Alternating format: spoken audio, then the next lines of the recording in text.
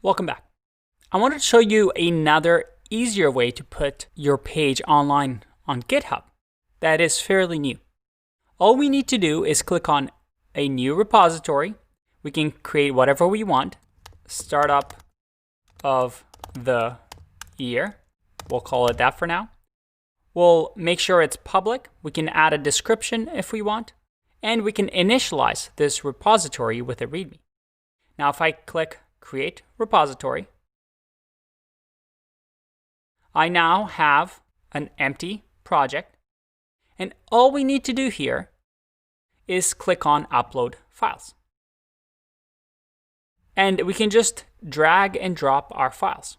In my case, I can just grab these 3 files we've been working on, drag them over here. It's going to upload them, and we'll just hit Commit Changes. And check it out. Once that's done, we have our page. Now, in order for this to work, we have to make sure that there's an index.html file.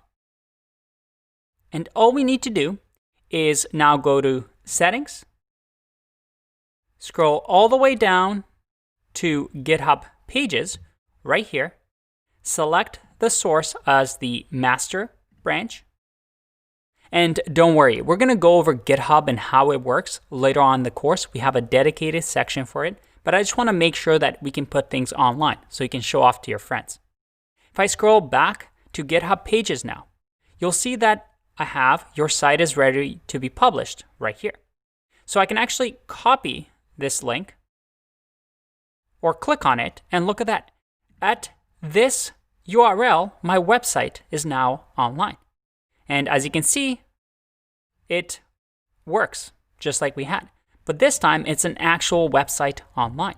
So this link I can send to my friends and show off. Now, one thing I like to do here when I create a page on GitHub is to copy this link, go back to the project, and add it to the description here as the website, so that in the future, I can just click on here and I'm directed to my website. All right, that was a lot of work, but congratulations, you have your website online.